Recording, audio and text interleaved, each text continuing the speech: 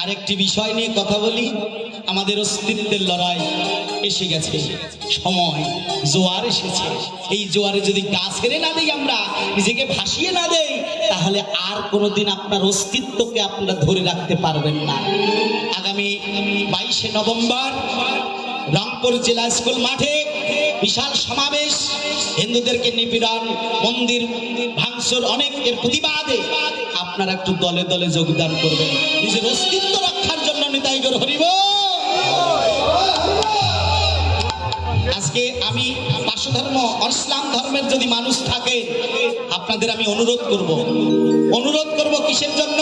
এই তো সেদিন আপনারা আমাদের মন্দির পাহারা দিলেন, প্রতিমা পাহারা দিলেন। আমার মন্দির থেকে লাভ কি? পাহারা দিলেন মন্দির। মানুষ যদি না থাকে, মানুষের অস্তিত্ব না থাকে, মন্দির দিয়ে কি হবে? যেমন আমাদের মন্দির পাহারা দিয়েছেন, মন্দির রক্ষা করেছেন, প্রতিমাকে রক্ষা করেছেন, আমার মা বোনদের রক্ষা করার দায়িত্ব আপনাদের। কি তাহলে আপনাদের কাছে বিশেষ অনুরোধ, অনেক মৌলবী মাওলানা মাদ্রাসার ছাত্র আপনারা মন্দির দিয়েছেন পাহারা, কিন্তু আমার অস্তিত্ব থাকে না।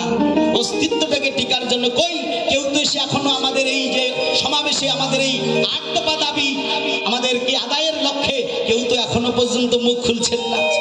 কেউ আমাদের সঙ্গে এসে আমাদের মানববন্ধনে শরীক হয়ে আপনারা বলছেন না, না এটা যৌক্তিক, এদের 8 দফা দাবি মেনে নেওয়া হোক, কেউ বলছেন না। কেন? অনুরোধ করব আপনাদের, যারা ইসলাম ধর্মের মানুষ আছেন, যারা এই ইসলাম ধর্মের মানুষ আছেন, তাদেরকে বলবো আপনারা আমাদের সঙ্গে শরীক হয়ে আমাদের এই 8 দফা দাবি আপনার পূরণের জন্য যা ব্যবস্থা নেওয়ার দরকার, আপনাদের ছায়াতলেই তো আমরা রয়েছি। আমাদের অস্তিত্বের কথা যখন বলছি, তখন আমাদেরকে বলা হচ্ছে কি আমরা নাকি দেশে অরাজকতা সৃষ্টি করছি, অস্তিত্ব থাকে না আমাদের। অস্তিত্বের যখন কথা বলছি, তখন আমাদের দাবি পূরণ করা হচ্ছে না। তার মানে কি? আমাদেরকে ব্যবহার করা হচ্ছে মাত্র। আমাদের শুধু ব্যবহার করে গেল সবাই, কিন্তু আমাদের অস্তিত্বর দাবি কেউ দিল না। এই জন্য 8 দফা দাবি আমাদের যতদিন না পূরণ হবে, অতদিন আমরা এই সমাবেশ, এই মিছিল মিটিং আমরা চালিয়ে যাব, মানববন্ধন। এটা আমার অনুরোধ আপনাদের সঙ্গে। নিতাই গৌর হরি বল। যাবেন আপনারা, এই সমাবেশটাকে একটু সাফল্যমণ্ডিত করবেন, আমার এটা অনুরোধ আপনাদের কাছে। কারণ আমাদের অস্তিত্বের লড়াই, এই 8 দফা দাবিগুলো না মেনে নিলে আমাদের কিছুই থাকবে না। আমরা কোথায় যাব?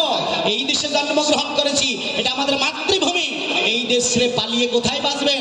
কোথায় যাবেন পালিয়ে?